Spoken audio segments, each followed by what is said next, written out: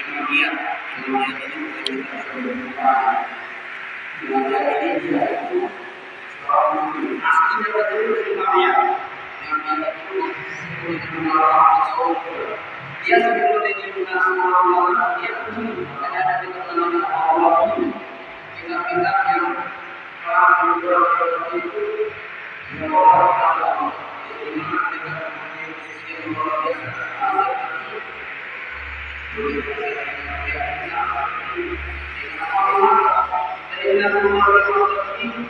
Adalah yaitu orang yang dimana misinya untuk menjaga misinya menjaga Islamnya dalam hatinya dia itu masuk akal ya masih akhirnya hanya salah Islam itu saya terus sekarang ini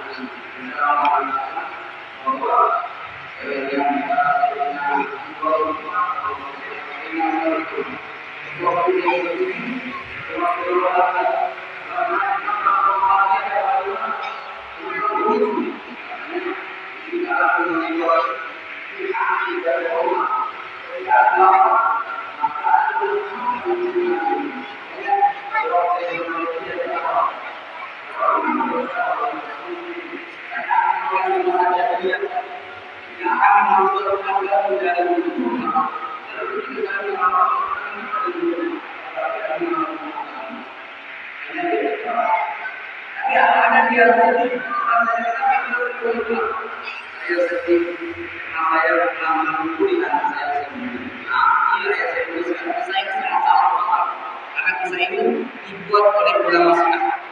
Orang Syiah ini dibuat karena perbedaan kita dengan Syiah itu ada 5, di antaranya adalah orang Syiah itu tidak senang dengan para sahabat kecuali Ali.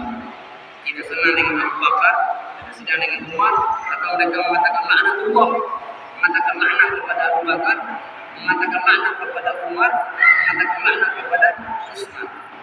Makanya kenapa orang tua kita itu ketika tarawih itu membaca tarawih atau Al-Khalifatul Ula, Abu Bakar As-Siddiq, Khalifatul Tsani, Umar bin Khattab, ini adalah ajaran dari orang tua kita dulu ini bahwa kita ini adalah mencintai para sahabat Abu Bakar, Umar, Utsman, bahwa kita ini bukan golongan Syiah.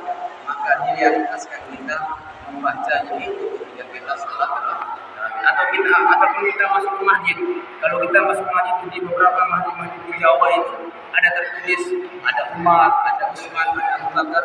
Berarti ini menunjukkan bahwa masjid ini bukan golongan Syiah, dan ini merupakan tarbiyah pendidikan kepada anak keturunan kita supaya kita cinta kepada para sahabat Abu Bakar, Utsman, Umar, dan Sayyidina Ali radhiyallahu anhu.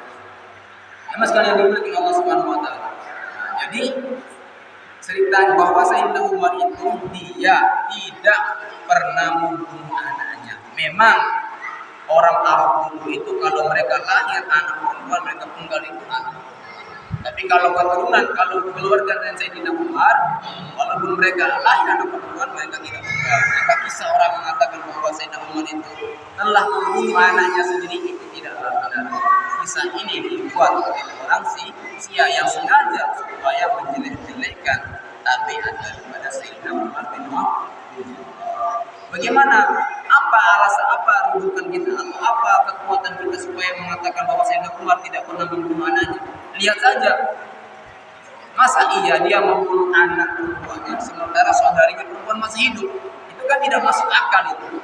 Logis gak itu kalau kita mengatakan Sayyidina Umar ketika lahir anak perempuannya dia membunuh anak perempuannya, padahal dia masih hidup saudara perempuannya yang dengan sebab saudara perempuan itulah yang masuk Islam. Maka ini adalah kerancuan sejarah yang sengaja dibuat oleh orang Syiah supaya kita merusak tabiat para sahabat. Maka ada beberapa sejarah-sejarah kisah-kisah di antaranya juga orang Syiah membuat kisah seperti ini bahwa di antara sebab meninggalnya Fatimah adalah ketika memang ada terjadi percecokan antara Sayyidina Umar, Sayyidina Abu Bakar As-Siddiq dengan Fatimah.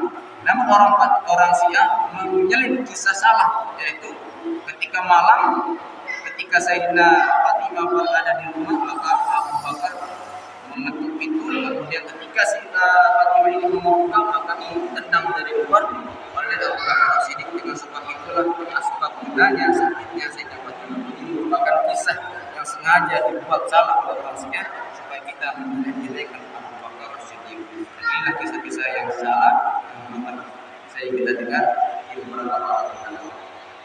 Jadi Sayyidina Umar juga misinya membunuh Muhammad, namun sekarang dia dikukuhkan disanding dengan Rasulullah SAW. Apa itu intinya? Apapun masalah lalu kita, kalau kita dekat dengan Allah, kita taubat kepada Allah, maka Allah akan mengangkat derajat kita. Kemudian juga salah seorang yang membunuh Wahsy.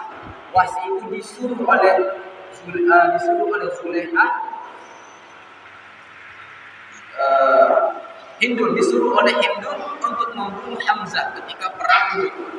Maka tugasnya Wahsy ini yaitu memegang tombak, kemudian dijanjikan oleh Hindun kalau engkau bisa membebaskan atau membunuh Sayyidina Hamzah, akan aku bebaskan kamu.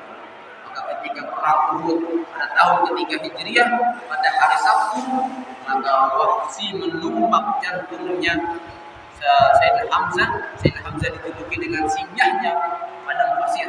Maka Hamzah meninggal dunia. Kemudian Hindun ini segera menghampiri Hamzah, merobek perutnya, kemudian dia memakan jantung jantungnya. Maka karena kejadian inilah Rasulullah bersedih sangat luar biasa. Maka kemudian beberapa tahun kemudian si Wahsy yang telah membunuh dengan cara tragis sekali kepada pamannya Rasulullah, kemudian dia memeluk Islam. Maka ketika dia memeluk Islam, karena namanya manusia, Nabi itu masih ada rasa tidak senang dengan Wahsy ini. Maka ketika dia menghampiri Nabi, Nabi tidak melihat dia. Maka apa dia katakan?